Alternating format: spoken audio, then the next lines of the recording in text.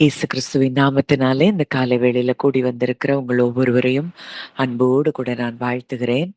இந்த நாளிலும் அவருடைய மகத்துவமான அன்பின் வல்லமை நம்மை சூழ்ந்திருக்கிறது. அவருடைய கிருபை நம்மை சூழ்ந்திருக்கிறது. அவருடைய கண்கள் நீதிமான்களாகிய நம்மேல் பதிக்கப்பட்டிருக்கிறது.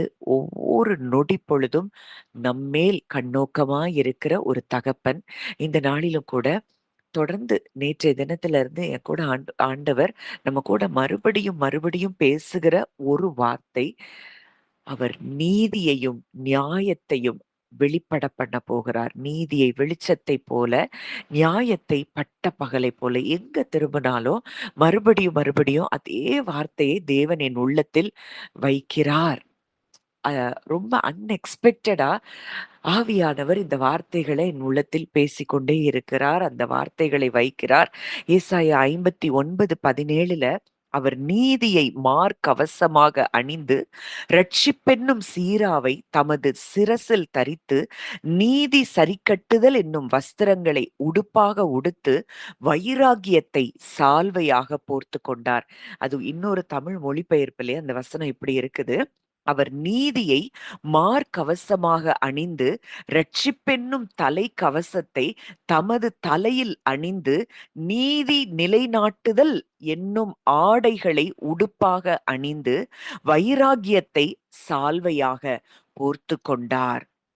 அவர் இன்றைக்கு நமக்காக அவர் நீதியை நியாயத்தை அவர் வெளிப்பட பண்ணுகிற தேவனாய் இருக்கிறார். இன்னைக்கு உங்க சூழ்நிலையில மறுபடியும் மறுபடியும் ஆண்டவர் பேசுகிற காரியம் அதுதான். நாம் நம்முடைய நீதியை நியாயத்தை யாரிடத்திலும் போய் விளங்க பண்ணணுங்கிற இடத்துல தேவன் நம்மை வைக்கவில்லை. அவர் நீதியை அவர் மார்க்கவசமாக அணிந்திருக்கிறார். நீதி நிலைநாட்டுதல் என்னும் ஆடைகளை அவர் உடுத்தி இருக்கிறார். வைராகியத்தை சால்வையாக போர்த்து கொண்டிருக்கிறார். நம்ம வாழ்க்கையில நீதியை நிலைநாட்டும்படி, நியாயத்தை நிலைநாட்டும்படியான வைராகியத்தை அவர் போர்த்து கொண்டிருக்கிறார் என்றால், இன்னைக்கு இந்த வார்த்தையை நம்பி அப்படியே நாம் இளைப்பாறுதல்ல இருப்பதுதான் தேவன் இந்த காலை வேளையிலே நமக்கு அறிவுறுத்துகிற காரியம். மறுபடியும் இன்றைக்கு காலையில ஒரு வார்த்தையை நான் எனக்கு கொடுக்கும்படி ஆவியானவரிடத்துல ஜெபிக்கும் பொழுது, ஏசாயா 42 இருந்து அதே ரீதியான சில வார்த்தைகளை தான் தேவன் எனக்கு கொடுத்தார். நான் வாசிக்கிறேன். ஏசாயா 42ஆம் அதிகாரத்துல உள்ள சில வசனங்கள். இதோ நான் ஆதரிக்கிற என் தாசன், நான் தெரிந்து கொண்டவரும் என் ஆத்துமாவுக்கு பிரியமானவரும் இவரே. என் ஆவியை அவர் மேல் அமர பண்ணினேன். அவர் புற ஜாதிகளுக்கு நியாயத்தை வெளிப்படுத்துவார். அவர் நெரிந்த நாணலை முறியாமலும் மங்கி எறிகிற திரியை அணையாமலும் நியாயத்தை உண்மையாக வெளிப்படுத்துவார். அவர் யாரா? அவர் நியாயத்தை உண்மையாக வெளிப்படுத்துகிற தேவன். இன்னைக்கு நீங்க நினைக்கலாம், என் நியாயம் எங்க போகும்? யாருக்கிட்ட எட்டி இருக்கிறது? நான் செய்யறதெல்லாம் நன்மையாதான் செய்றேன். ஆனா எனக்கு எல்லாம் வருவதெல்லாம் தீமையாக இருக்கிறது. எனக்கு உண்மையா என்னுடைய நியாயத்தை புரிந்து கொள்ள, என்னுடைய நீதியை புரிந்து கொள்ள மக்கள் இல்லை. நான் நேசிக்கிறவங்க கூட என்ன புரிந்து கொள்ளல. அப்படிலாம் சொல்லி நீங்க நினைத்து கொண்டிருக்கலாம். ஆனால் அவர் யாராம்? அவர் நெரிந்த நாணனை முறியாமல், மங்கி எறிகிற திரியை அணையாமல், நியாயத்தை உண்மையாக வெளிப்படுத்துகிற தேவன் அவர். இந்த வாக்குத்தத்தத்திலிருந்து அவருடைய இருதயத்தை பார்க்கணும். அப்போ அவருடைய ஹார்ட் எதை விரும்புதுன்னா, நம்முடைய நியாயத்தை அவர் வெளிப்படுத்தும்படியான இருதயமாய் அவருடைய இருதயம் இருக்கு. என் பிள்ளையினுடைய நியாயம் கெட்டு போகக்கூடாது. நீதி கெட்டு போகக்கூடாது. வசனம் சொல்லுது, அனுதினமும், அதாவது லூக்கா 18ல பார்க்கிறோம். சீக்கிரமாய் அவர்களுக்கு நியாயம் செய்வார். இரவும் பகலும் அவரை நோக்கி கூப்பிடுகிறவர்களாகிய நம்முடைய விஷயத்தில் நீடிய பொறுமையாயிருந்து அவர் நியாயம் செய்யாமல் இருப்பாரோ, சீக்கிரமாய் அவர்களுக்கு நியாயம் செய்வார். இன்னைக்கு நம்முடைய நீதி, நியாயத்தை அவர் வெளிப்பட பண்ணுகிற தேவனாய் இருக்கிறார். அதனாலதான் மறுபடியும், மறுபடியும் அதே வார்த்தைகளை எங்க திரும்பினாலும் அந்த வார்த்தைகளை தேவன் கேட்கும்படிக்கு உதவி செய்கிறார். இத நம்பணும், இத விசுவாசிக்கணும். இதை அப்படியே ஏற்றுக்கொண்டு இளைப்பாறுதல்ல நாம் நம்முடைய நியாயத்தை, நீதியை வெளிப்படுத்துவதற்கு எங்கேயும் யார்கிட்டயும் போராட வேண்டாம், யுத்தம் பண்ண வேண்டாம், சண்டை போட வேண்டாம்.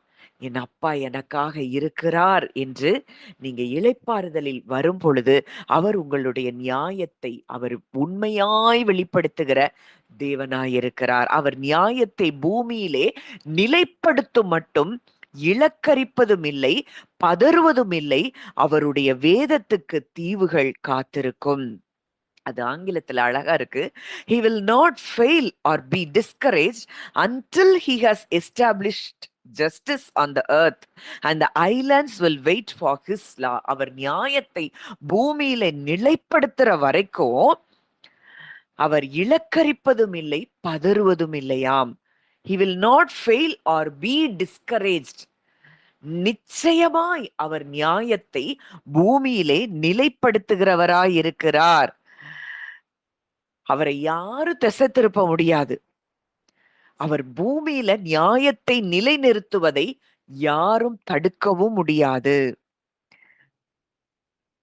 இப்படிப்பட்ட தேவன் நமக்கு தகப்பனாய் இருக்கிறார் என்றால், அதுல ஏசாயா 11ஆம் அதிகாரத்துல 3 முதல் 5ஆம் வசனங்கள் இப்படி சொல்லுது. கர்த்தருக்கு பயப்படுதல் அவருக்கு உகந்த வாசனையாய் இருக்கும். அவர் தமது கண் கண்டபடி நியாயம் தீர்க்காமலும் தமது காது கேட்டபடி தீர்ப்பு செய்யாமலும் நீதியின்படி ஏழைகளை நியாயம் விசாரித்து யதார்த்தத்தின்படி பூமியில் உள்ள சிறுமையானவர்களுக்கு தீர்ப்பு செய்து பூமியை தமது வாக்கின் கோலால் அடித்து தமது வாயின் சுவாசத்தால் துன்மார்க்கரை சங்கரிப்பார். நீதி அவருக்கு அரைக்கட்டும், சத்தியம் அவருக்கு இடைக்கச்சையுமாயிருக்கும். நீதி அவருக்கு இடைக்கட்டும், சத்தியம் அவருக்கு இடைக்கச்சையுமாயிருக்கும். இன்றைக்கு இப்படிப்பட்ட நீதியை வெளிப்படுத்துகிற தேவன், நியாயத்தை பட்ட பகலை போல விளங்க பண்ணுகிற தேவன், சீக்கிரத்திலே நமக்கு நீதியை, நம்முடைய நீதியை வெளிப்படுத்துகிறவர். சீக்கிரத்திலே. இன்னைக்கு எதை குறிச்சும் நீங்க கலங்க தேவையில்லை. எப்படி நடக்கும், எங்க நடக்கும், யார் மூலமா நடக்கும், அதெல்லாம் நம்ம ஆராய்ச்சி பண்ண வேண்டிய இடத்துல தேவன் நம்மை வைக்கவில்லை. அவர் நீதியை வெளிப்படுத்துகிறவர். அவர் உண்மையாய் நியாயம் தீர்க்கிறவர். நீதியின்படி அவர் நியாயம் விசாரித்து யதார்த்தத்தின்படி பூமியில் உள்ள சிறுமையானவர்களுக்கு தீர்ப்பு செய்கிறவர். அவர் உண்மையாய் நியாயம் தீர்க்கிறவர். நமது நியாயத்தை உண்மையாக வெளிப்படுத்துகிறவர். இப்படிப்பட்ட தேவனை நாம் தகப்பனாக பெற்றிருக்கிறோம். அந்த அப்பா இன்னைக்கு சொல்றாரு, மகளே, உன் நீதியை வெளிச்சத்தை போல, உன் நியாயத்தை பட்ட பகலை போல நான் விளங்க பண்ணுவேன். இன்னைக்கு இதுவரைக்கும் நீங்க போராடி கொண்டிருக்கலாம். உங்க நீதிய நீங்க மற்றவங்களுக்கு வெளிப்படுத்தணும். நீங்க செஞ்சதெல்லாம் கரெக்ட் அப்படின்னு சொல்லி மற்றவர்களுக்கு ப்ரூவ் பண்ணணும்னு சொல்லி நீங்க நெடுநாட்கள் காத்து கொண்டிருந்திருக்கலாம். ஆனா இன்றைக்கு தேவன் அந்த இடத்துல இருந்து நம்மை வெளியே கொண்டு வர விரும்புகிறார். அவரை சார்ந்து வாழுகிற ஒரு வாழ்க்கை வாழும்படி தேவன் நம்மை அழைக்கிறார். எப்போ நீங்க இந்த இளைப்பாறுதல்ல வர்றீங்களோ, அவருடைய நீதி வெளிப்படுதலையும் அவருடைய நியாயம் பட்ட பகலை போல நம்முடைய வாழ்க்கையில் விளங்கப்படுதலையும் நாம் பார்க்கிறோம். லூக்கா 18:7-8 அததான் சொல்லுது. அந்தப்படியே தேவன் தம்மை நோக்கி இரவும் பகலும் கூப்பிடுகிறவர்களாகிய தம்மால் தெரிந்து கொள்ளப்பட்டவர்களின் விஷயத்தில் நீடிய பொறுமையுள்ளவராயிருந்து அவர்களுக்கு நியாயம் செய்யாமல் இருப்பாரோ? சீக்கிரத்திலே அவர்களுக்கு நியாயம் செய்வார். சீக்கிரத்திலே. நம்ம வேலை அந்த டைம் நமக்கு தெரியாது. ஆனா சீக்கிரத்திலேன்னு அவர் சொல்றாருன்னா நிச்சயம் அவர் செய்வார். நம்ம வேலை இளைப்பாறுதலில் இருப்பது மாத்திரமே. அதனால உங்க இருதயத்தை தேவனுடைய வார்த்தைக்கு நேராய் திருப்பி, அப்பா நீங்க இருக்கிறீங்க அப்படிங்கிற இடத்துக்கு நம்ம ஹார்ட் அவருக்கு நேராய் திரும்பி, அவர் நம்முடைய நீதியை நிலைநாட்டும் பொழுது, அது வேற லெவல்ல தேவன் செய்வார். யோசேப்பு எல்லாரும் அங்க குழியில போடுறாங்க, புறக்கணிச்சு தள்ளுறாங்க. எல்லா இடத்திலும் அவனுடைய நீதி புறக்கணிக்கப்படுகிறது. போத்திபார் வீட்ல அவனுடைய நீதி விளங்க பண்ண முடியல. ஆனால் தேவன் அவனுடைய நீதியை விளங்க பண்ணின பொழுது எல்லாரும் ஆச்சரியப்பட்டு பிரமிக்கத்தக்க விதமாய் அவனுடைய நீதி வெளிப்படுத்தப்பட்டிருக்கும் என்றால், அவனுடனே கூட இருக்கிற தேவனே உண்மையான தேவன் என்பதை ஒரு தேசத்தின் ஜனம், அந்த தேசத்தின் ராஜா அறிந்து கொள்ள முடியும் என்றால், இன்றைக்கு உங்களுடைய என்னுடைய நியாயம் புரட்டப்பட்டிருக்கிறதே அப்படின்னு சொல்லி நீங்க கவலைப்பட வேண்டிய அவசியம் இல்லை. அவர் தகுந்த நேரத்துல தகுந்த மாதிரியான சூழ்நிலைகளிலே நம்முடைய நியாயத்தை அவர் வெளிப்படுத்தும் பொழுது, அது பூமியில இருக்கிற எல்லாருடைய கண்களுக்கும் அது ஆச்சரியமாயிருக்கும். அவர் நம்மோடு கூட இருக்கிற தகப்பனாய் இருக்கிறபடியினால், இன்றைக்கு உங்க இருதயத்தை அப்படியே இளைப்பாறுதலுக்குள்ள நீங்க கொண்டு வாங்க. அவர் நெரிந்த நாணலை முறியாமல், மங்கி எரிகிற திரியை அணையாமல், அவர் நியாயத்தை வெளிப்படுத்துகிறவராயிருக்கிறார். இந்த நாளிலும் தொடர்ந்து நம்ம ஆவியானவரை குறித்து தியானித்துக் கொண்டிருக்கிறோம். ஆவியை குறித்து நம்ம தியானித்துக் கொண்டிருக்கிறோம். ஆவி, ஆத்மா, சரீரத்தை குறித்து நம்ம தியானித்துக் கொண்டிருக்கிற நாம், நம்முடைய ஆவியில நமக்குள்ளே இருக்கிற ஆவியானவரை குறித்து இப்பொழுது தியானித்துக் கொண்டிருக்கிறோம். வாசிக்கலாம். 1 கொரிந்தியர் 2ஆம் அதிகாரம் 9ஆம் வசனம் முதல் 12ஆம் வசனம் வரைக்கும். 1 கொரிந்தியர் 2ஆம் அதிகாரம் 9 முதல் 12. எழுதியிருக்கிறபடி தேவன் தம்மில் அன்பு கூறுகிறவர்களுக்கு ஆயத்தம் பண்ணினவைகளை கண் காணவும் இல்லை, காது கேட்கவும் இல்லை, அவைகள் மனுஷனுடைய இருதயத்தில் தோன்றவும் இல்லை. நமக்கோ தேவன் அவைகளை தமது ஆவியினாலே வெளிப்படுத்தினார். அந்த ஆவியானவர் எல்லாவற்றையும் தேவனுடைய ஆலயங்களையும் ஆராய்ந்திருக்கிறார். மனுஷனில் உள்ள ஆவியே அன்றி மனுஷரின் எவன் மனுஷனுக்குரியவர்களை அறிவான். அப்படி போல தேவனுடைய ஆவியே அன்றி ஒருவனும் தேவனுக்குரியவர்களை அறிய மாட்டான். அடுத்த வசனம். நாங்களோ உலகத்தின் ஆவியை பெறாமல் தேவனால் எங்களுக்கு அருளப்பட்டவைகளை அறியும்படிக்கு தேவனிடத்திலிருந்து புறப்படுகிற ஆவியையே பெற்றோம். இது ஏற்கனவே இந்த வசனம் பார்த்திருக்கோம். நான் மறுபடியும் இது உங்க இருதயத்துல ஆழமாய் பதிக்கப்பட வேண்டிய ஒரு காரியம். எழுதி இருக்கிறபடி, ஏசாயால இந்த வசனம் எழுதி இருக்குது. எழுதி இருக்கிறபடி தேவன் தம்மில் அன்பு கூறுகிறவர்களுக்கு ஆயத்தம் பண்ணினவைகளை கண் காணவும் இல்லை, காது கேட்கவும் இல்லை, அவைகள் மனுஷனுடைய இருதயத்தில் தோன்றவும் இல்லை. அவரால் அன்பு கூறப்பட்டவர்களுக்கு அவர் ஆயத்தம் பண்ணின காரியங்கள் அவ்வளவு பெரிதாய் இருக்கிறது. ஆனால் மனுஷனுடைய இருதயத்துல இது தோன்றவில்லை. நமக்கோ தேவன் அவைகளை தமது ஆவியினாலே வெளிப்படுத்தினார். அந்த ஆவியானவர் எல்லாவற்றையும், தேவனுடைய ஆழங்களையும் ஆராய்ந்திருக்கிறார்.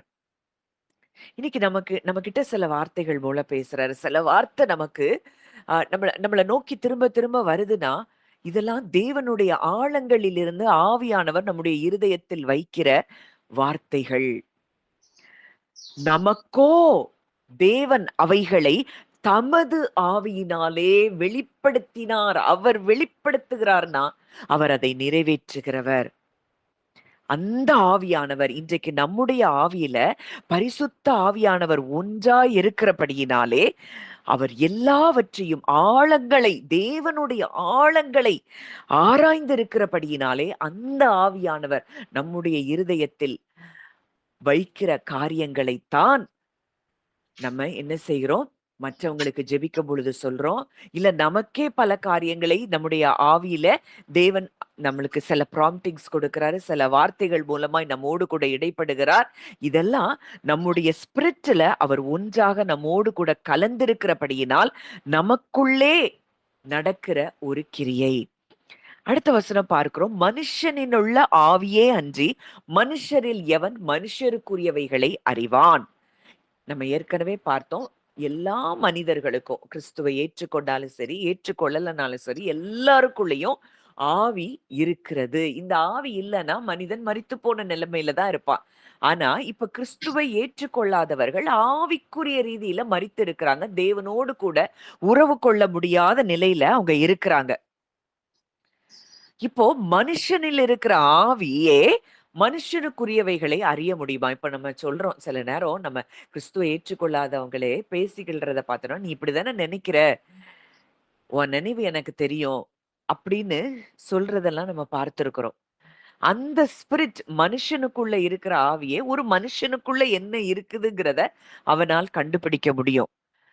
அதே போல இப்போ தேவனுடைய ஆவியை நம்ம பெற்றிருக்கிறபடியினாலே தேவனுக்குரியவைகளை நாம் அறிய ஆரம்பித்திருக்கிறோம், அறிகிறோம்.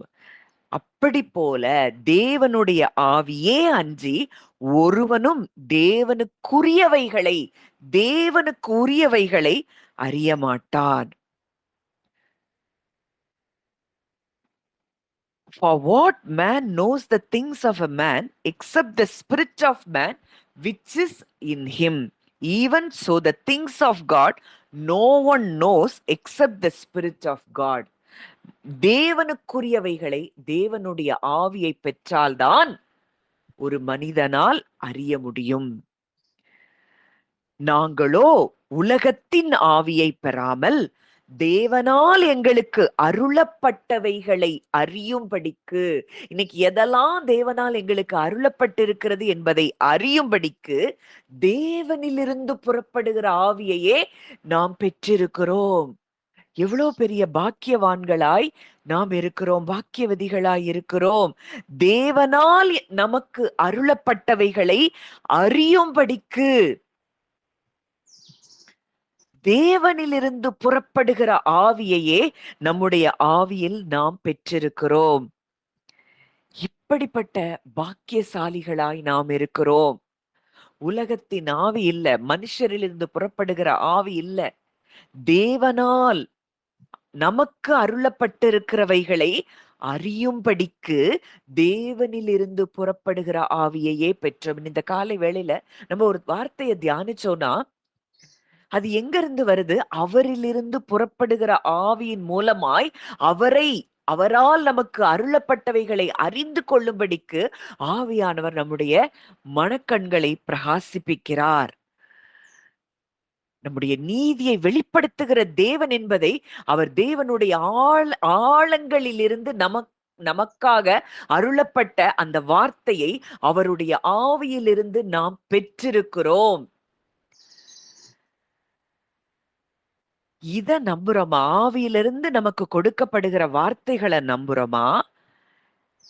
இல்ல நம்ம இப்ப சந்திக்கிற காரியங்கள், பிரச்சனைகள், மனுஷருடைய வார்த்தைகள், இது நமக்கு பெரிதாக தோன்றுகிறதா?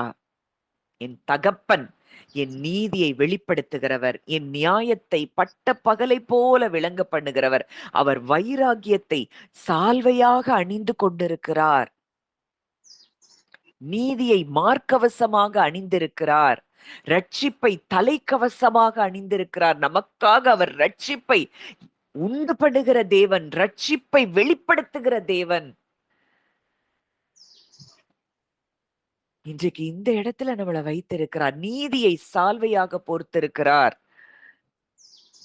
இப்படிப்பட்ட ஒரு தேவனை நாம் பெற்றிருக்கிறோம் என்பதை எங்கிருந்து புரிகிறோம்? ஆவியில இருந்து, தேவனுடைய ஆவியிலிருந்து இந்த காரியங்களை எல்லாம் அவர் நமக்கு வெளிப்படுத்துகிறார். இப்போ இந்த ஆவியில இருந்து நம்ம திங்க் பண்றோமா? இல்ல நமக்கு நேரிடுகிறவைகள்ல இருந்து நம்முடைய வாழ்க்கைய நம்ம யோசித்து கொண்டிருக்கிறோமா? இதை நாம் நிதானித்து பார்க்க வேண்டும். இப்போ நம்ம பார்க்க போறது அடுத்து என்ன அப்படின்னா, 2 காரியங்கள். பரிசுத்த ஆவியான, இன்னைக்கு நமக்குள்ள நம்முடைய ஆவியில பரிசுத்த ஆவியானவர் வாசம் செய்கிறார். இன்ட்வெல்லிங், நமக்குள்ள அவர் வாசம் செய்கிறார். இந்த உள்ள வாசம் செய்கிற ஆவியானவர் மாத்திரம் இல்ல, நம்ம அவரால் நிரப்பப்படுகிற ஒரு நிலைக்கு நாம் வர வேண்டும். To be filled by the holy spirit. இப்போ உள்ள வாசம் செய்கிற ஆவியானவர், அவர் நிச்சயமாய் கிறிஸ்துவை ஏற்றுக்கொண்ட பொழுது நமக்குள்ள அவர் வாசம் செய்ய ஆரம்பிக்கிறார். இப்போ பரிசுத்த ஆவியானவரால் நிரப்பப்படுகிற ஒரு வாழ்க்கை வாழ நாம் அழைக்கப்பட்டிருக்கிறோம். இப்போ ஆவியானவர் நமக்குள்ள தங்குறது அப்படிங்கிறது நம்மளுடைய ஐடென்டிட்டி, நம்முடைய உரிமை சார்ந்த விஷயம். நாம் பிள்ளைகள் என்று எப்போ அவரை விசுவாசிக்கிறோமோ, கிறிஸ்துவை எப்போ ஏற்றுக்கொண்டோமோ, அப்பவே நாம் பிள்ளைகள் என்கிற உரிமை நமக்கு கொடுக்கப்பட்டிருக்கிறது. நமக்கு ஒரு அடையாளம் கொடுக்கப்பட்டிருக்கிறது. இது ஆவியானவர் நமக்குள்ளே தங்கி இருப்பதற்கு ஒரு அடையாளமா இருக்கிறது. ஒவ்வொரு கிறிஸ்துவை ஏற்றுக்கொண்ட ஒவ்வொரு பிள்ளைக்கும் உள்ளேயும் அவர் என்ன செய்கிறார்? வாசம் பண்ணுகிறார். வாசிக்கலாம். 1 கொரிந்தியர் 3ஆம் அதிகாரம் 16ஆம் வசனம். நீங்கள் தேவனுடைய ஆலயமாய் இருக்கிறீர்கள் என்றும் தேவனுடைய ஆவி உங்களில் வாசமாய் இருக்கிறார் என்றும் அறியாதிருக்கிறீர்களா? ஒருவன் தேவனுடைய ஆலயத்தில் கெடுத்தால் தேவன் அவனை கெடுப்பார். இப்போ நீங்கள் தேவனுடைய ஆலயமாய் இருக்கிறீர்கள், இருப்பீர்கள் இல்ல. எப்போ கிறிஸ்துவை ஏற்றுக்கொண்டோமோ அவருடைய ஆவி நமக்குள்ள வாசம் செய்கிறார் என்பது நிஜம், சத்தியம். பரிசுத்த ஆவியானவர் நிரந்தரமா நமக்குள்ளே அவர் வாசம் பண்ணி கொண்டிருக்கிறார்.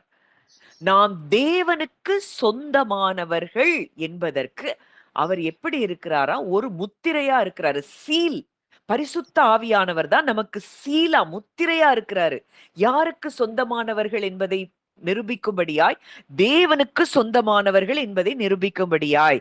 வாசிக்கலாம். எபேசியர் 1ஆம் அதிகாரம் 13ஆம் 14ஆம் வசனங்கள். எபேசியர் 1, 13, 14. நீங்களும் உங்கள் ரட்சிப்பின் சுவிசேஷமாகிய சத்திய வசனத்தை கேட்டு விசுவாசிகள் ஆனபோது வாக்குத்தத்தம் பண்ணப்பட்ட பரிசுத்த ஆவியினால் அவருக்குள் முத்திரை போடப்பட்டீர்கள். அவருக்கு சொந்தமானவர்கள் அவருடைய மகிமைக்கு புகழ்ச்சியாக மீட்கப்படுவார்கள் என்பதற்கு ஆவியானவர் தம்முடைய சுதந்திரத்தின் அச்சாரமாயிருக்கிறார். நீங்களும் உங்கள் ரட்சிப்பின் சுவிசேஷமாகிய சத்திய வசனத்தை கேட்டு விசுவாசிகள் ஆன போது, நம்ம எல்லாரும் சத்திய வசனத்தை கேட்டு அவரை விசுவாசிக்க ஆரம்பித்த பொழுது, வாக்குத்தத்தம் பண்ணப்பட்ட பரிசுத்த ஆவியால் அவருக்குள் நாம் முத்திரை போடப்பட்டிருக்கிறோம். நாம் அவருக்கு சொந்தமானவர்கள் என்று பரிசுத்த ஆவியானவருக்குள், பரிசுத்த ஆவியின் மூலமாய் தேவனுக்குள் நாம் முத்திரை போடப்பட்டிருக்கிறோம். You also trusted in him when you heard the word of truth, the gospel of your salvation, and upon believing you received a seal in him, the Holy Spirit of promise. அப்போ பரிசுத்த ஆவியால் அவருக்குள்ள நம்ம முத்திரை போடப்பட்டிருக்கோம். இன்னைக்கு நம்மள உரிமை பாராட்டுவதற்கு எந்த சத்ருவாலையும் முடியாது, எந்த பிசாசாலையும் முடியாது. உன்னை நல்லா புரியணும். இன்றைக்கு கிறிஸ்துவை ஏற்றுக்கொண்டிருக்கிற நாம், நமக்குள் பரிசுத்த ஆவியானவர் நிரந்தரமாய் வாசம் பண்ணும்படி அவர் உள்ள வந்திருக்கிறபடியினால, இன்றைக்கு அவருடைய அந்த பரிசுத்த ஆவியானவரால் கிறிஸ்து தேவனுக்குள் நாம் முத்திரை போடப்பட்டிருக்கிறோம். அவருக்கு சொந்தமானவர்கள், அவருக்கு அவருடைய மகிமைக்கு புகழ்ச்சியாக மீட்கப்படுவார்கள் என்பதற்கு ஆவியானவர் நம்முடைய சுதந்திரத்தின் அச்சாரமாயிருக்கிறார். அவருக்கு சொந்தமானவர்களா இருக்கிற நாம் அவருடைய மகிமைக்கு புகழ்ச்சியாக நம்ம என்ன செய்யறோமா? மீட்கப்படுகிறோம் என்பதற்கு ஆவியானவர் நம்முடைய சுதந்திரத்தின் அச்சாரமாயிருக்கிறார். நம்முடைய சுதந்திரத்தின் அச்சாரம், கேரண்டி அவர்தான். அவருக்கு சொந்தமாய் இருக்கிற நாம் அவருடைய மகிமைக்கு புகழ்ச்சியாக நாம் மீட்கப்படும்படிக்கு இந்த பரிசுத்த ஆவியானவர் நமக்கு அச்சாரமாய் இருக்கிறார், கேரண்டியா அவர் இருக்கிறார். இது நிலையானது. இந்த பரிசுத்த ஆவியானவர் எங்க வர்றதும் போறதுமா இருக்கிறது இல்ல. எல்லா விசுவாசிகளுக்குள்ளேயும், தேவனை, கிறிஸ்துவை விசுவாசிக்கிற ஒவ்வொரு விசுவாசிகளுக்குள்ளேயும் அவர் நிரந்தரமாய் வாசம் பண்ணும்படி அவர் நமக்குள்ளே வந்திருக்கிறார். இப்போ ஒரு வீட்டை நம்ம விலைக்கு வாங்குறோம். வீடு வாங்கின உடனே அது அது சட்டபூர்வமா நமக்கு என்ன செய்து அந்த வீடு சொந்தமாயிருது. இப்போ தேவன் நம்முடைய இருதயத்தை அவர் விலைக்கு வாங்கி, இந்த வாழ்க்கை என்னுடையது, நான் உனக்குள்ள வாழ்கிறேன் அப்படின்னு சொல்றதுக்கு பேர்தான் அவர் வாசம் செய்கிற ஒரு காரியம். இனி நான் அல்ல, பவுல் சொல்றாரு, இனி நீங்கள் உங்களுடையவர்கள் அல்ல. இனி நான் தான் செய்யணும், நான் நான் நான் நான் இதுவே இல்ல. அவர் என்னை விலைக்கு வாங்கிட்டாரு, அவர் எனக்குள்ள வாசம் பண்றாரு. இனி நான் அவரை என்னில் இருந்து வாழ விடுவதுதான் உண்மையான ஒரு கிறிஸ்தவ வாழ்க்கை. என்ன இப்படி சொல்லிருவாங்களோ, என்ன இப்படி செஞ்சிருவாங்களோ, என்ன இப்படி பேசிடுவாங்களோ, எனக்கு இப்படி நடக்குதே, இது அல்ல. அவரை நம்மிலிருந்து வாழ விடுவது. நம்மள அவர் விலைக்கு வாங்கிட்டாரு, நமக்குள்ள அவர் குடி வந்துட்டாரு. இனி நான்கிறது நமக்கு என்ன இருக்கு? இன்னைக்கு நமக்கு உங்களுக்கு நேரிடுகிறதாய் நீங்க நினைக்கிற ஒன்னொன்னும் அது அவருக்கு நேரிடுகிறது. ஏன்னா இப்ப அவர்தான் நமக்குள்ள இருக்கிறாரு. இந்த சரீரமாகிய கூட்டிற்குள், வீட்டிற்குள், ஆலயத்திற்குள் அவர் வந்து வாசம் பண்ணுகிறார். இந்த மகிமையை நம்முடைய இந்த மண் பாண்டத்துல நம்ம பெற்றிருக்கிறோம். இப்போ அவரை வாழ விடுறோமா? நான் என்பவன் வாழ்ந்து கொண்டிருக்கிறாளா? வாழ்ந்து கொண்டிருக்கிறோமா? இந்த சரீரம், இந்த பாடி சொல்ற இன்ஃபர்மேஷன், இந்த சென்சஸ் கொடுக்கிற இன்ஃபர்மேஷன், இதுல இருந்து நம்ம வாழ்ந்து கொண்டிருக்கிறோமா? அவர் சொல்றாரு, உன் வாழ்க்கை இது என்னுடைய வாழ்க்கை, நான் உன்னில் இருந்து வாழ்கிறேன். அவருக்கு நம்மளை விட்டு கொடுக்கிறோமா?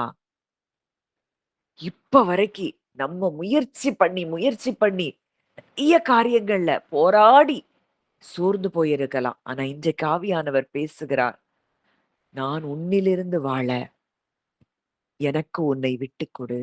உன் பலன் இல்ல, உன்னுடைய எந்த செயலும் அல்ல, நான் என்பதை அறவே தள்ளிவிட்டு இனி நான் அல்ல, கிறிஸ்துவே என்னில் பிழைத்திருக்கிறார். அந்த எண்ணங்களிலே நாம் வாழ ஆரம்பிக்க வேண்டும். இப்போ இது இன்ட்வெல்லிங். இப்ப அடுத்தது to be filled by the holy spirit, ஆவியானவரால் நிரப்பப்படுவது. இது எதை குறிக்குது? ஃபுல் கண்ட்ரோல் ஆவியானவருக்கு. ஆவியானவர் நம்ம எடுத்து ஃபுல் கண்ட்ரோல் நம்ம வாழ்க்கையில அவருக்கு கொடுக்கிற காரியம். நம்ம அந்த கட்டுப்பாட்டுக்குள்ள, அவருடைய ஆளுகைக்குள்ள நம்ம இருப்பதுதான் ஆவியானவரால் நிரப்பப்படுகிற ஒரு வாழ்க்கை. வாசிக்கலாம், எபேசியர் 5ஆம் அதிகாரம் 18ஆம் வசனம். எபேசியர் 5:18. துன்மார்க்கத்துக்கு ஏதுவான மதுபான வெறி கொள்ளாமல் ஆவியினால் நிறைந்து. துன்மார்க்கத்துக்கு ஏதுவான மதுபான வெறி கொள்ளாமல் ஆவியினால் நிறைந்து. அன்றைக்கு சீஷர்கள் பெந்தைக்கோஸ்தே நாள்ல ஆவியானவரால அவங்க நிரப்பப்படுறாங்க. அங்க என்ன நடக்குது?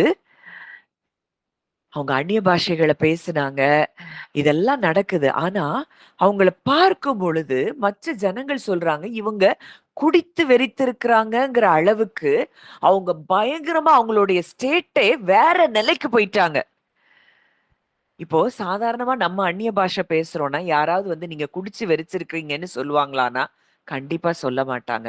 ஆனா அவங்கள பார்த்தப்ப அவங்க அப்படி ஒரு ஸ்டேட்ல இருந்திருக்காங்கன்னா, தங்களை மறந்து அவருக்குள்ள என்ஜாய் பண்ற இடத்துக்கு அவங்க அந்த அளவுக்கு நிரப்பப்பட்டிருந்தாங்க.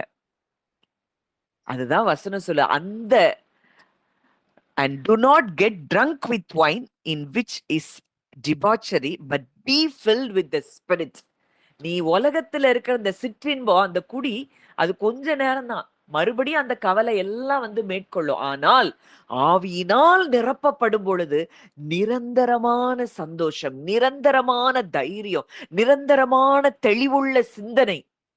தேவன் நமக்கு பயமுள்ள ஆவியை கொடாமல் பலமும் அன்பும் தெளிந்த புத்தியும் உள்ள ஆவியினால் நாம் நிரப்பப்படுகிற ஒரு இடம். அதுதான் அன்றைக்கு ஆதி அப்போஸ்தலர்களுக்கு நடைபெற்ற ஒரு காரியம். அந்த வசனத்தை கூட நம்ம வாசிக்கலாம். அப்போஸ்தலர் 2:4. அவர்கள் எல்லோரும் பரிசுத்தாவினாலே நிரப்பப்பட்டு ஆவியானவர் தங்களுக்கு தந்தர்லின வசனத்தின் வரத்தின்படியே வெவ்வேறு பாஷைகளிலே பேசத் தொடங்கினார்கள். வானத்தின் கீழ் இருக்கிற சகல தேசத்தாரிலிருந்து வந்த தேவ பக்தியுள்ள யூதர்கள் அப்பொழுது எருசலேமிலே வாசம் பண்ணினார்கள். அந்த சத்தம் உண்டான பொழுது திரளான ஜனங்கள் கூடி வந்து தங்கள் தங்கள் பாஷையிலே அவர்கள் பேசுகிறதை அவரவர்கள் கேட்டபடியினாலே கலக்கம் அடைந்தார்கள். எல்லோரும் பிரமித்து ஆச்சரியப்பட்டு ஒருவரை ஒருவர் பார்த்து, இதோ பேசுகிறவர்கள் எல்லோரும் கலிலேயர் அல்லவா? அப்படி இருக்க நம்மில் அவரவர்களுடைய ஜென்ம பாஷைகளிலே இவர்கள் பேச கேட்கிறோமே, இது எப்படி? 13 வாசிங்கன்றி. மற்றவர்களோ இவர்கள் மதுபானத்தினால் நிறைந்திருக்கிறார்கள் என்று பரியாசம் பண்ணினார்கள். அந்த அளவுக்கு தங்களை மறந்து அவங்க ஆவியானவரால் நிரப்பப்பட்டிருந்தார்கள். கண்ட்ரோல், ஃபுல் கண்ட்ரோல் ஆவியானவர் அங்க எடுக்கிறாரு.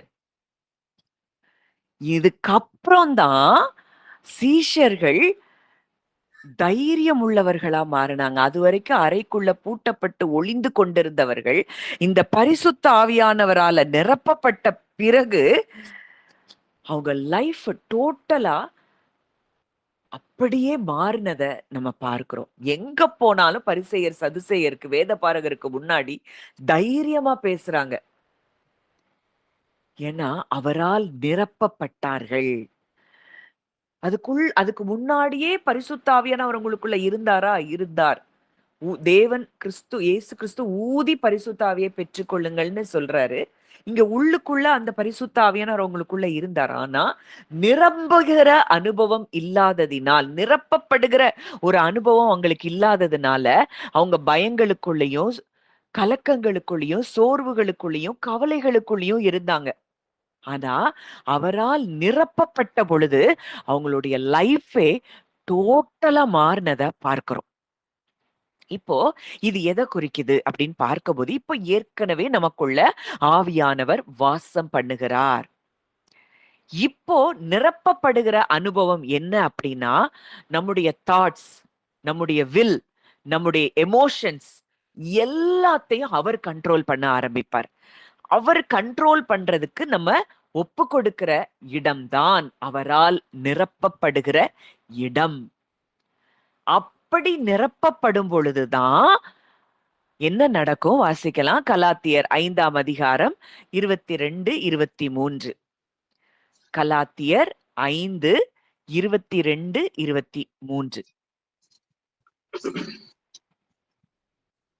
ஆவியின் கனியோ அன்பு, சந்தோஷம், சமாதானம், நீடிய பொறுமை, தயவு, நற்குணம், விசுவாசம், சாந்தம், இச்சையடக்கம், இப்படிப்பட்டவைகளுக்கு விரோதமான பிரமாணம் ஒன்றுமில்லை.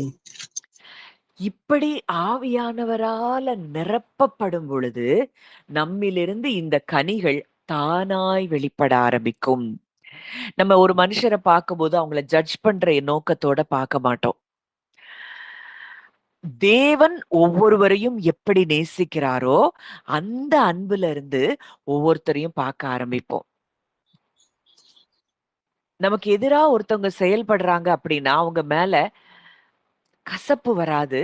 மாறா அறியாம செய்றாங்கன்னு சொல்லி அவங்கள மன்னித்து, நம்ம மனது அந்த அளவுக்கு மன்னிப்புல ஆப்பரேட் ஆக ஆரம்பிக்கும். இதெல்லாம் பரிசுத்த ஆவியானவரால் நாம் நிரப்பப்படும் பொழுது நமக்குள்ளே நடைபெறுகிற மாற்றங்கள், நம்மிலிருந்து வெளிப்படுகிற கனிகள். இப்போ இந்த நிரப்பப்படுகிற இடத்துக்கு நம்ம வந்திருக்கிறோமா? இப்படி ஆவியானவரால நிரப்பப்பட்டவங்க எப்படி இருப்பாங்கன்னா, எப்பவும் சந்தோஷமா இருப்பாங்க. அன்புல இருப்பாங்க, சமாதானமா இருப்பாங்க, அவங்களுக்கு நீடிய பொறுமை இருக்கும், சாந்தம் இருக்கும், விசுவாசம் இருக்கும், நற்குணம் இருக்கும், இச்சை அடக்கம் இருக்கும்.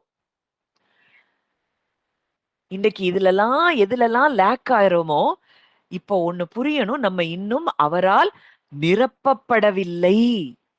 அவர் இருக்கிறாரா? அவர் நமக்குள்ளதான் இருக்கிறார்.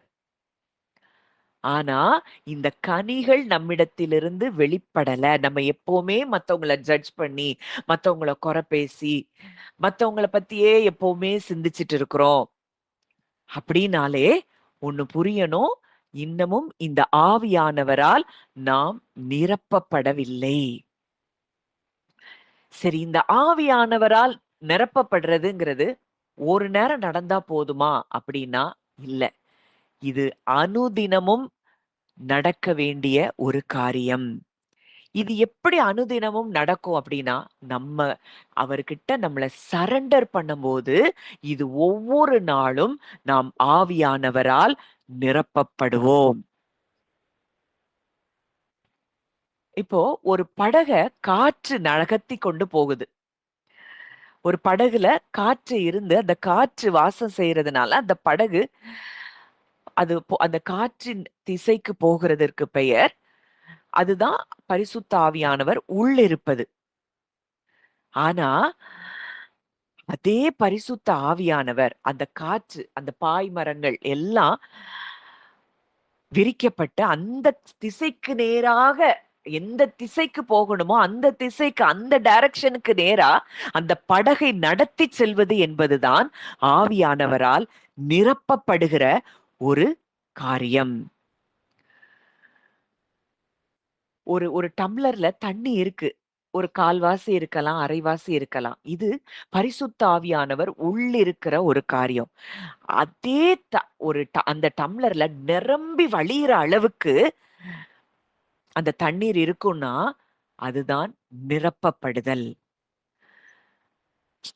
அப்போ இன்றைக்கு நாம் அவரால் நிரப்பப்பட்டிருக்கிறோமா?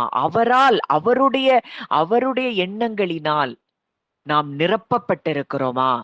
இல்ல பூமியில இருக்கிற மனுஷங்களுடைய காரியங்கள், இந்த சுயம், நான், நமக்கு இந்த உலகத்துல இருக்கக்கூடிய காரியங்கள நம்ம மேன்மையா பார்க்கிறோமா? அழகு, அந்தஸ்து, ஆசீர்வாதம், பணம், புகழ், பேர், பெருமை,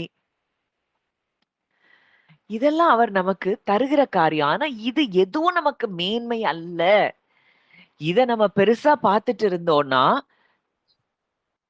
நம்ம நிரப்பப்படுகிற ஒரு வாழ்க்கையின் அனுபவத்துக்குள்ள நாம் வர முடியாது.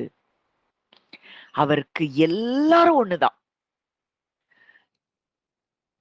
அவர் யாரையும் வே வேறாய் பார்ப்பதில்லை. அவர் பட்சபாதம் இல்லாத தேவன். சரி, இப்போ இந்த காரியங்கள்ல இந்த டிஃபரன்ஷியேஷன நான் மறுபடியும் சொல்லும்போது உங்களுக்கு புரியும். இப்போ பரிசுத்த ஆவியானவர் அவர் நமக்குள்ள கிறிஸ்துவை ஏற்றுக்கொண்ட பொழுது அவருடைய பிரசன்ஸ் நமக்குள்ள வந்துருச்சு. நிரப்பப்படுதல் அப்படிங்கிறது அவருடைய கண்ட்ரோலுக்குள்ள நம்ம போயிடுறோம். அதுதான் நிரப்பப்படுகிற ஒரு காரியம்.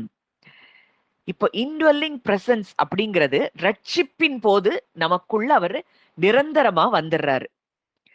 ஆனால் நிரப்பப்படுகிற அனுபவம் என்பது தொடர்ந்து நடந்து கொண்டே இருக்கக்கூடிய ஒரு அனுபவம்.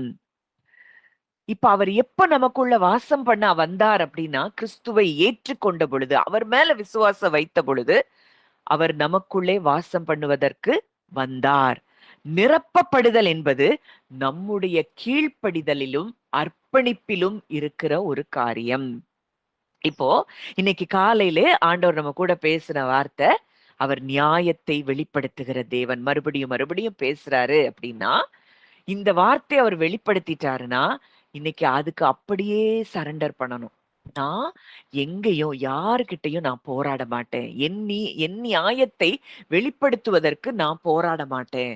அப்பா, உங்க வார்த்தைக்கு நான் என்னை அர்ப்பணிக்கிறேன். அப்படின்னு சொல்லும்போது, அவர் கண்ட்ரோலுக்கு கீழ நம்ம வர்றோம். அதுதான் நிரப்பப்படுகிற ஒரு வாழ்க்கை. இப்ப இன்டுவெல்லிங் பிரசன்ஸ்ங்கிறது அது பெர்மனன்ட். கிறிஸ்துவை ஏற்றுக்கொண்டபடியினாலே இந்த ஆவியானவர் நிரந்தரமாய் நமக்குள்ளே வாசம் பண்ணும்படி அவர் வந்து விட்டார். ஆனா நிரப்பப்படுகிற அனுபவம் என்பது அது திடீர்னு கூடுறதா இருக்கும், குறையறதா இருக்கும். இது எல்லாமே நம்முடைய ஒபீடியன்ஸ் அண்ட் சரண்டர்ல அந்த காரியத்தை பொறுத்துதான் அது இருக்குது. இப்போ ஆவியானவர் நமக்குள்ள வந்த பொழுது நமக்கு தேவனுடைய பிள்ளை என்கிற அடையாளம் நமக்கு கொடுக்கப்பட்டிருக்கு. ஆனா நிரப்பப்படுகிற அனுபவம் வரும் பொழுதுதான் வரங்கள் நம்மிலிருந்து செயல்பட ஆரம்பிக்கும், கனிகள் செயல்படும், தைரியம் நமக்குள்ள பிறக்கும். இந்த ஆவியானவரால நிரப்பப்படாமலும் சில நேரங்கள்ல வல்லமை வெளிப்படுதே அப்படின்னு நம்ம நினைச்சோம் அப்படின்னா ஆண்டவர் அவங்கள பார்த்துதான் உங்களை அறியேன்னு சொல்றாரு. நாங்க உங்க நாமத்தினால பிசாசுகளை துரத்தணும், வியாதியஸ்தர்களை சுகமாக்கணும் அப்படின்னு வந்து சொல்லுவாங்க. ஆனாலும் நான் அவர்களை அறியேன். இப்போ இந்த ஆவியானவரால நிரப்பப்பட்டு, தேவ அன்பினால் நிரப்பப்பட்டு, இந்த ஆவியின் கனிகளால் நிறைந்து நம்ம செயல்படும் பொழுது, நம்மிலிருந்து வல்லமை புறப்படும் பொழுது, அதுதான் ஆவியானவரால் நிரப்பப்பட்டு நடக்கிற காரியம். இந்த இன்டுவெல்லிங் பிரசன்ஸ் அப்படிங்கிறது இது கட்டளையா அப்படின்னு பார்த்தா இல்ல. அவர் நம்ம விசுவாசிக்கும் பொழுது ஈவாய் பரிசுத்த ஆவியானவர் நமக்கு உள்ளுக்குள்ள வந்து வாசம் செய்ய ஆரம்பிக்கிறார். ஆனா நிரப்பப்படுதல் என்பது நமக்கு ஆவியானவரால் நிறைந்து துன்மார்க்கத்துக்கு ஏதுவான வெறி கொள்ளாமல் ஆவியால் நிறைந்து அது ஒரு கமாண்டா கொடுக்கப்பட்டிருக்கு. அப்ப இன்டுவெல்லிங் பிரசன்ஸ் பரிசுத்த ஆவியானவருடைய உள்ளிருப்பு அப்படிங்கிறது அது தானாய் நடக்கிறது கிறிஸ்துவை ஏற்றுக்கொண்டவுடன். ஆனா நிரப்பப்படுகிறது என்பது நம்முடைய கீழ்ப்படிதலையும் சரண்டரையும் பொறுத்து இருக்கு. அப்ப அனுதினமும் அவரால் நிரப்பப்பட வசனம் தெளிவா இருக்கு. மேலும் நமக்கு அருளப்பட்ட பரிசுத்த ஆவியினாலே தேவ அன்பு நம்முடைய இருதயங்களில் ஊற்றப்பட்டிருக்கிறது. அத நிஜமா நம்ம பார்த்தோம்னா அன்பிலிருந்து செயல்பட ஆரம்பிப்போம். இப்ப வரைக்கும் எல்லாரும் ஸ்ட்ரகிள் பண்றது இதுலதான். இன்னைக்கு அவரை வாழ விட்டோம்னா போதும், இந்த தேவ அன்பு மன்னிக்கிறது இதெல்லாம் எளிதா வந்துரும். அப்ப அதற்கு நம்முடைய ஒபீடியன்ஸ் அண்ட் சரண்டர் நிரப்பப்படுவதற்கு மிக முக்கியமான ஒரு காரணிகளா இருக்குது. இப்போ இந்த ரெண்டுமே இன்டுவெல்லிங் இது ரெண்டும் இணைந்து செயல்படுகிற ஒரு காரியமா இருக்கு. இப்போ அவர் நமக்குள்ள வாசம் செய்யாம நம்ம அவரால நிரப்பப்பட முடியாது. அதே நேரம் அவர் நமக்குள்ள வாசம் செய்தாலும் அவருக்கு கட்டுப்படாமல் அவரை கண்ட்ரோல் எடுக்க விடாம நாமளே திங்க் பண்ணி நம்முடைய சுயத்திலையும் நம்மளால செயல்பட முடியும். ஒரு விசுவாசி ஆவியானவரை பெற்றிருந்தால் கூட உள்ள ஆவியானவர் இருக்கிறாரு.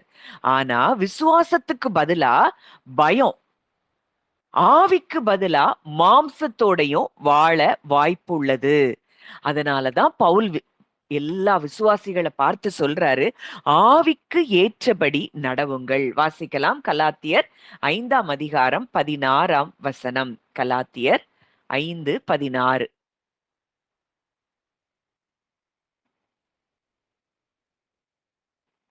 பின்னும் நான் சொல்லுகிறது என்னவென்றால், ஆவிக்கேற்றபடி நடந்து கொள்ளுங்கள், அப்பொழுது மாம்ச இச்சையை நிறைவேற்றாதிருப்பீர்கள். அடுத்தது வாசிங்க. மாம்சம் ஆவிக்கு விரோதமாகவும் ஆவி மாம்சத்துக்கு விரோதமாகவும் இச்சிக்கிறது. நீங்கள் செய்ய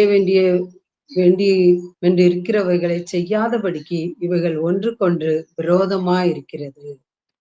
மாம்சம் ஆவிக்கு விரோதமாக, ஆவி மாம்சத்துக்கு விரோதமாக போராடுகிறது. அதுக்கு முந்தின வசனத்துல சொல்றாரு, ஆவிக்கு ஏற்றபடி நடந்து கொள்ளுங்கள். இப்ப ஆவியானவர் உள்ளதா இருக்கிறாரு, ஆனாலும் கூட மாம்சத்துல செயல்பட முடியும். ஏன்னா நிரப்பப்படல. விசுவாசத்துக்கு பதிலா எல்லாத்துக்கும் பயம், கவலை, புறங்கூறுதல், மன்னியாமை, தூஷணம், இது எல்லாம் நமக்குள்ள இருந்து ஏன் புறப்பட்டு வருதுன்னா, ஆவிக்கு ஏற்றபடி நடந்து கொள்ளவில்லை. இப்ப ஆவிக்கு ஏற்றபடி நம்ம நடந்து கொள்றோம்னா, அந்த அது அழகா இது நான் எப்படி ஆவிக்கு ஏற்றபடி நடந்து கொள்றதெல்லாம் நம்ம இன்னும் கிளியரா நம்ம பார்ப்போம். அது மிக ஆசீர்வாதமான ஒரு வாழ்க்கையா இருக்கும். நமக்குள்ள பயம்ங்கிறதே இருக்காது. கவலைங்கிறதே இருக்காது. சோர்வுங்கிறதே இருக்காது. நான் யார் என்கிற அடையாளத்துல நம்ம வாழ ஆரம்பிக்கும் பொழுது, அவரால் நிரப்பப்படுகிற ஒரு வாழ்க்கை வாழ ஆரம்பிக்கும் பொழுது, கிறிஸ்து எப்படி இந்த பூமியில வாழ்ந்த பொழுது, பிதாவோடு கூட உறவுல சந்தோஷமா அவர் இருந்தாரோ, அதே இடத்துல நாமும் வாழ முடியும். அப்போ இந்த வாசம் செய்கிறது இன்ட்வெல்லிங் அப்படிங்கிறது தேவனோடு கூட நாம இணைக்கப்படுகிற ஒரு காரியம். நம்முடைய ஆவியோடு கூட தேவன் தன்னை இணைத்துக் கொள்ளுகிற ஒரு இடம்தான் இன்ட்வெல்லிங். வாசம் செய்கிற ஒரு இடம். கர்த்தரோடு இசைந்திருக்கிறவன் அவருடனே ஒரே ஆவியாய் இருக்கிறான். இது உயிருள்ள ஒரு இணைப்பு, ஒரு பிணைப்பு. அவரோடு இசைந்திருக்கிற ஒரு வாழ்க்கை. அவர பின்னி பிணைஞ்சு அவர் நம்முடைய ஆவியில இன்றைக்கு ஒன்றாக அவர் கலந்திருக்கிற ஒரு இடம். நிரப்பப்படுதல் அப்படிங்கிறது அது ஒரு வெளிப்பாடு, ஒரு எக்ஸ்பிரஷனா அது இருக்குது.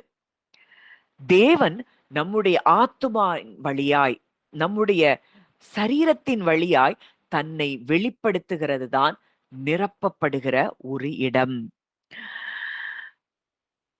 நிரப்பப்படுதல், வாசம் செய்தல் அப்படிங்கிறது கிறிஸ்து நமக்குள்ள இருக்கிறது. நிரப்பப்படுதல் அப்படிங்கிறது கிறிஸ்து நம் மூலமாய் செயல்படுகிற காரியம்தான் நிரப்பப்படுகிற ஒரு இடம். நம்முடைய ஆவியிலிருந்து நம்ம செயல்படுறோம். நம்ம ஆவியிலிருந்து ஆத்துமாவுக்கு, நம்முடைய மனதுக்கு சில காரியங்களை சொல்லி கொடுத்து கொண்டே இருக்கும் இந்த ஆவியானவர். ஆவியானவர் நமக்குள்ள இருந்து சொல்லிக் கொடுத்து கொண்டே இருப்பார். அந்த டைரக்ஷன்ஸ்ல நம்ம நடக்கும்போது, நம்முடைய ஆத்துமா, சரீரம் எல்லாம் அதுக்கு அலைன் ஆகி நடக்கும் பொழுது, கிறிஸ்து நம் மூலமாய் செயல்படுகிறதை அதுதான் நிரப்பப்படுதல். இயேசு எப்பவும் பிதா கூட ஒன்றாக இருந்த பொழுதிலும், இந்த பூமியில வாழ்ந்த பொழுது, ஆவியானவருக்கு முற்றிலும் கீழ்ப்படிந்து நிரப்பப்பட்ட நிலையில் அவர் வாழ்ந்தார். அதனாலதான் லூக்கால நம்ம பார்க்கிறோம்.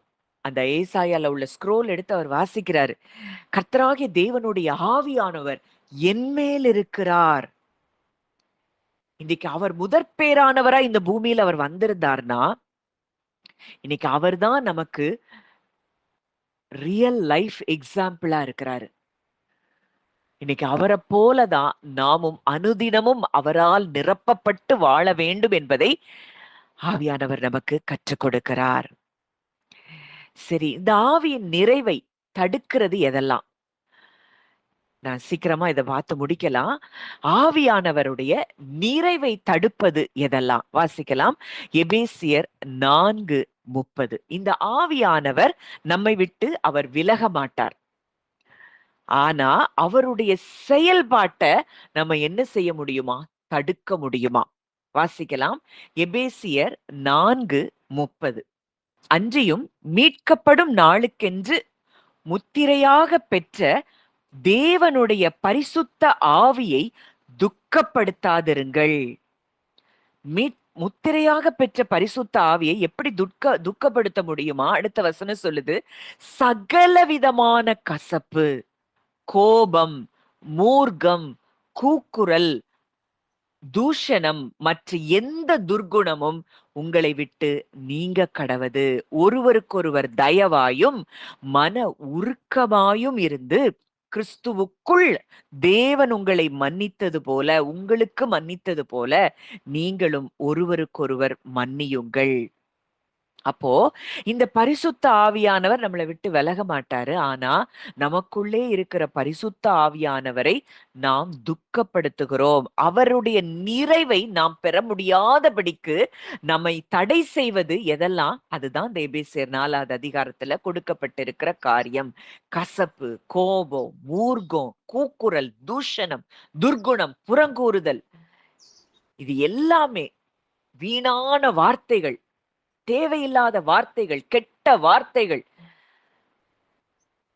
இதெல்லாம் இருந்தா எப்படி நாம் அவரால் நிரப்பப்பட முடியும்? அடுத்ததா ஒரு வசனம் 1 தெசலோனிக்கேயர் 5ஆம் அதிகாரம் 19ஆம் வசனம். 1 தெசலோனிக்கேயர் 5:19.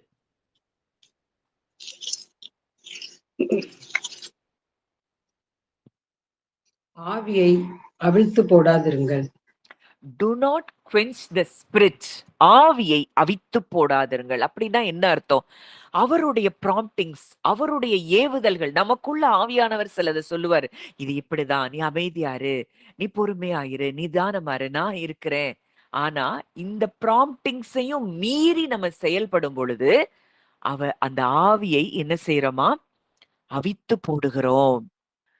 அப்போ இந்த நிரப்பப்படுதல், ஆவியானவரால நிரப்பப்படுகிறதை தடுக்கிற காரியங்கள் இந்த 2.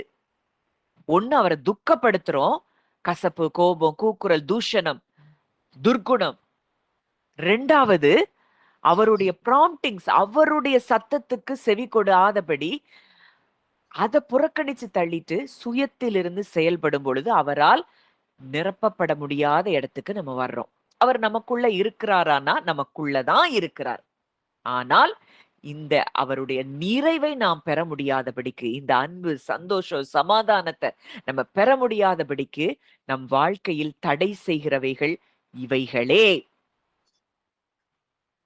இத கேட்கறது மாத்திரம் இல்ல, நம்ம எப்படி இருக்கணுமா? கிறிஸ்து நம்மள தேவன் மன்னித்தாரே, அதே போல ஒருவருக்கொருவர் தயவாயும் மன உருக்கமாயும் இருந்து கிறிஸ்துவுக்குள் தேவன் உங்களுக்கு மன்னித்தது போல நீங்களும் ஒருவருக்கொருவர் மன்னியுங்கள்.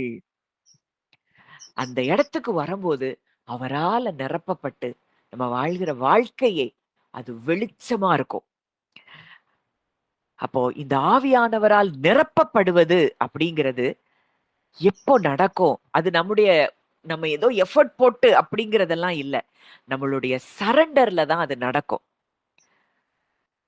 நம்முடைய சித்தத்தை அவர்கிட்ட டோட்டலா ஒப்பு கொடுத்துறணும். நம்முடைய நம்ம விருப்பம் எல்லாம், அப்பா இது உங்கள்ட்ட ஒப்பு கொடுக்கிறேன். அடுத்ததா எப்ப ஆவியானவரால நிரப்பப்படுறோம் அப்படின்னா, அவருடைய வார்த்தை நமக்குள்ளே பரிபூரணமாய் வாசமாய் இருக்கும் பொழுது. தேவனுடைய வார்த்தை பரிபூரணமாய் நமக்குள்ள வாசமா இருக்கும். First surrender. 2வது, அவருடைய வார்த்தை நமக்குள்ள பரிபூரணமாய் வாசமா இருக்கணும். கொலோசையர் 3ஆம் அதிகாரம் 16ஆம் வசனம். கொலோசையர் 3:16. கிறிஸ்துவின் வசனம் உங்களுக்குள்ளே சகல ஞானத்தோடும் பரிபூர்ணமாக வாசமாயிருப்பதாக. சங்கீதங்களினாலும் கீர்த்தனைகளினாலும் ஞான பாட்டுகளினாலும் ஒருவருக்கொருவர் போதித்து புத்தி சொல்லிக் கொண்டு உங்கள் இருதயத்திலே கர்த்தரை பக்தியுடன் பாடி. அப்போ அவருடைய வசனம் நமக்குள்ள பரிபூரணமா வாசமா இருக்கும் போதுதான் சங்கீதமே வரும். இல்லைன்னா சூழ்நிலையை பார்த்து புலம்பலும் முறுமுறுப்பும் தான் வரும். சங்கீதங்களினாலும் கீர்த்தனைகளினாலும் ஞான பாட்டுகளினாலும் ஒருவருக்கொருவர் புத்தி சொல்லிக் கொண்டு கர்த்தரை பக்தியுடன் பாடி. இன்னைக்கு அவரை பெருசா பாக்குற இடத்துல எல்லாம் பாட்டு தானா வரும். அவர் வசனம் நமக்குள்ள நிரம்பி இருக்கும் பொழுது, என் தகப்பன் என்னோடு கூட இருக்கிறார், எனக்காக அவர் யாவையும் செய்வார் அப்படிங்கிற இடத்துக்கு நம்ம வரும் பொழுது நம்ம இருதயம் சந்தோஷத்துல நிரம்பி வழியும். அப்ப ஃபர்ஸ்ட் நம்ம பார்த்தோம் சரண்டர். நம்ம விருப்பம் இல்ல, அவர் விருப்பத்துக்கு, அவருடைய அவருடைய ஆளுகைக்கு நாம் ஒப்பு கொடுக்கணும். அடுத்ததா அவருடைய வசனம் நமக்குள்ள பரிபூரணமாய் நிரம்பி இருக்கணும். அடுத்ததா நம்ம முயற்சி செய்யறதுனால அல்ல, விசுவாசத்தினால பரிசுத்த ஆவியானவரை பெற்றிருக்கிறோம். ஏதோ முயற்சி பண்ணி நான் இதை செய்யணும், அன்பு காட்டணும், மன்னிக்கணும், அதெல்லாம் இல்ல. விசுவாசத்துல நான் இதெல்லாம் பெற்றிருக்கிறேன், நான் தேவ சாயலா இருக்கிறேன், தேவனுடைய சுபாவம் தான் எனக்குள்ள இருக்குதுங்கிறத விசுவாசத்துல இருந்து நம்ம அவரை வெளிப்படுத்த ஆரம்பிப்போம். அடுத்ததா அவர் உணர்த்துற காரியங்களுக்கு உடனே செவி கொடுக்கணும். ஒருத்தர் மேல ஒரு கசப்பு வருதுன்னா உடனே ஆவியானவர் நமக்குள்ள இருந்து உணர்த்துவார், இல்ல இது நீ இல்ல, நீ மன்னித்து ஆசீர்வதிச்சிரு அப்படின்னு அவர் சொல்லும் போது, அந்த ப்ராம்ப்டிங்க்கு கீழ்ப்படியும் போதுதான் நம்ம நிரப்பப்பட முடியும். 4 காரியங்கள். சரண்டர், அவருடைய வார்த்தையில நிரப்பப்படுறது. விசுவாசத்தினால், முயற்சினால் அல்ல, விசுவாசத்துல எல்லாவற்றையும் நாம் சுதந்திரிக்கிறணும். அடுத்ததா கீழ்ப்படிதல், ஒபீடியன்ஸ். இந்த 4 இருக்கும் பொழுது அவரால் நிரப்பப்படுகிற ஒரு வாழ்க்கை நாம் வாழ முடியும். இப்போ வாசம் செய்யறப்போ அங்க ஒரு ஒரு கேள்விக்கு பதில் வருது. நாம் யாருக்கு சொந்தம் அப்படிங்கிற கேள்விக்கு பதில் வருது. நம்ம இனி நமக்குரியவர்கள் அல்ல, அவருக்குரியவர்கள் என்கிற முத்திரை நம் மேல் போடப்பட்டது. இப்ப நிரப்பப்படுதல் அப்படிங்கிற இடத்துக்கு வரும்போது, இப்போ நம்மை வழிநடத்துவது யார் அப்படிங்கிற கேள்விக்கு பதில் உண்டாகிறது. அப்ப வாசம் செய்கிறது அப்படிங்கிறது, அவருடைய இன்டுவெல்லிங் பிரசன்ஸ்ங்கிறது நாம் பெற்ற ஈவு. It is a gift. ஆனா நிரப்பப்படுதல் அப்படிங்கிறது நம்ம வாழ வேண்டிய வாழ்க்கை. இந்த இன்டுவெல்லிங் பிரசன்ஸ் நம்மை ஒரு ஆலயமாய் மாற்றுகிறது. இந்த நிரப்பப்படுதல் என்கிற அனுபவத்துக்கு வரும் பொழுதுதான் நாம் மகிமையின் பாத்திரமாக மாறுகிறோம். இந்த பரிசுத்த ஆவியானவர் நம்ம கிட்ட நெருங்கி வர்றதுக்கு நம்ம போராட வேண்டாம். அவர் ஏற்கனவே நமக்குள்ளதான் இருக்கிறார். ஆவியானவரே என்னை முழுவதுமாய் நீர் ஆட்கொள்ளும் அப்படின்னு அவர்கிட்ட நம்ம சரண்டர் பண்ண பொழுது அவரால நம்ம நிரப்பப்படுறோம். நம்முடைய பலவீனத்துல அவருடைய பலன் அங்க பூரணமாய் விளங்குகிறத நம்ம பார்க்க முடியும். நம்முடைய வார்த்தையில அவருடைய அதிகாரம் இருக்கிறதை நாம் பார்க்க முடியும். நம்முடைய வாழ்க்கை தேவன் நம்ம கூட இருக்கிறார்ங்கிறதற்கு சாட்சியான வாழ்க்கையா இருக்கும். இதெல்லாம் அவரால் நிரப்பப்பட்ட பிறகு நம் மூலமாய் வெளிப்படுகிற காரியங்கள். இப்படிப்பட்ட ஒரு வாழ்க்கையை வாழும்படிக்கு இந்த காலை வேளையில ஆவியானவர் நம்மோடு கூட அவர் இடைப்பட்டு இருக்கிறார். அவர் தேவனுடைய ஆழங்களை ஆராய்ந்திருக்கிறவர் இன்றைக்கு நமக்குள்ளே இருக்கிறார்னா, இன்னைக்கு அவரால் அருளப்பட்டவைகளை நாம் அறியும்படிக்கு அந்த ஆவியானவர் நமக்குள்ள இருக்கிறார்னா, நிச்சயமாய் தேவனுடைய ஆழங்களை நமக்கு அவர் வெளிப்படுத்துகிறார். சகலவற்றையும் நமக்காக நேர்த்தியாக செய்து கொடுக்கிற தேவன் நம்மோடு கூட இருந்து செய்யும் காரியம் அது பயங்கரமாயிருக்கும். இந்த நிரப்பப்படுகிற ஒரு வாழ்க்கை வாழ்வதற்கு நாம் நம்மையும் நம்முடைய அந்த மாம்சத்தையும் என்ன செய்யணும்? சிலுவையில அரைஞ்சிடணும். இது நான் அல்ல. அந்த இடத்துக்கு வரும்போது முற்றிலுமாய் அவரால் நாம் நிரப்பப்பட்டு ஆளுகை செய்யப்படுகிற இடத்துக்கு வரும் பொழுது அது அனுதினமும் நம்ம வாழ்க்கையில நடக்கணும். மிகப்பெரிய காரியங்களை தேவன் நம் மூலமாய் இந்த பூமியில் அவர் செய்து முடிப்பார் என்பதில் சந்தேகமில்லை. நம்ம ஜெபிக்கலாம். நல்ல தகப்பனே, நன்றியோடு உம்மை துதிக்கிறோம், ஸ்தோத்தரிக்கிறோம் அப்பா. அப்பா, இந்த நல்ல நாளிலும் எங்களோடு கூட இடைப்பட்ட உம்முடைய வார்த்தைகளுக்காக நாங்கள் நன்றி செலுத்துகிறோம் அப்பா. அப்பா, ஏதோ இந்த பூமியில பிறந்தோம், வாழ்ந்தோம், மடிந்தோம் அப்படிங்கிறதுக்காக எங்களை இந்த உலகத்துக்கு நீங்க அனுப்பலப்பா. ஒவ்வொரு நாளும் நாங்க உங்களால நிரப்பப்படுகிற ஒரு வாழ்க்கை வாழ எங்களை நாங்கள் ஒப்பு கொடுக்கிறோம் அப்பா. எங்களுக்குள்ள அப்பா உங்களால நாங்க நிரப்பப்பட முடியாத எங்களுக்குள்ள இருக்கிற இந்த குணங்கள் அதை நாங்க உங்கள்ட்ட ஒப்பு கொடுத்துடுறோம்ப்பா. எங்க பலத்தினால அது முடியாது. கசப்பு, கோபம், வைராகியம், துர்குணம், தூஷணம், கெட்ட வார்த்தைகள், புறங்கூறுதல், மற்றவங்களை இழிவா பேசுறது, மன்னியாமை, வைராகியம், இது எல்லாவற்றையும் இந்த குணங்கள் அது எங்களுக்குரியது அல்லப்பா. அது முதல் ஆதாமின் மூலம் எங்களுக்குள்ள வந்த அந்த குணங்கள், அந்த பழைய மனுஷனை நாங்க சிலுவையில் அறைகிறோம் அப்பா. அந்த மனுஷன் செத்து போயிட்டாங்கிறத நாங்க உணர எங்களுக்கு உதவி செய்யுங்க. நாங்க புது சிருஷ்டியா இருக்கிறோம். உம்முடைய சாயலைத்தான் நாங்கள் பெற்றிருக்கிறோம். உங்களை போலதான் நாங்க இந்த பூமியில இருக்கிறோங்கிறத நாங்க உணர எங்களுக்கு உதவி செய்யுங்கப்பா. அப்பா, ஒவ்வொரு நாளும் துன்மார்க்கத்துக்கு ஏதுவான மதுபான வெறி கொள்ளாமல் ஆவியினால் நிறைந்து உம்மால நாங்க நிரப்பப்படணும். ஆவியானவரே, எங்களுக்குள் இருக்கிற நிரந்தரமாய் வாசம் பண்ணும்படி எங்களுக்குள் வந்த ஆவியானவரே, எங்களை உம்முடைய சமூகத்துல நாங்க ஒப்பு கொடுக்கிறோம். நாங்க உங்களால நிரப்பப்படுகிற ஒரு வாழ்க்கை வாழ எங்களை உம்மிடத்துல நாங்க ஒப்பு கொடுக்கிறோம் அப்பா. நீர் எங்களை ஆளுகை செய்யும். எங்களை நீங்க கண்ட்ரோல் பண்ணுங்க. எங்களுடைய மாம்சம் சொல்லுகிறது எங்களை இனி ஆளுகை செய்யக்கூடாது. நீங்க எங்களை ஆளுகை செய்கிற அளவுக்கு நாங்க எங்களுடைய எண்ணங்களை, சிந்தனைகளை உம்முடைய கரத்திலே ஒப்பு கொடுக்கிறோம். அப்பா, விதைக்கப்பட்ட இந்த வார்த்தைகள் ஒவ்வொருவருக்குள்ளேயும் பலன் தரும்படி நான் ஜெபிக்கிறேன் அப்பா. ஒவ்வொருவரும் உங்களுக்குள்ள இருக்கிற அந்த களி கூறுதலையும் சந்தோஷத்தையும் அனுபவிக்க நீங்க உதவி செய்யுங்க. உங்க கரங்கள்ல எங்களை தாழ்த்தி ஒப்பு கொடுக்கிறோம். வழி நடத்தும் ஆசீர்வதியும் இயேசுவின் மூலம் கேட்கிறோம் ஜீவனுள்ள நல்ல பிதாவே. ஆமேன். ஆமேன்.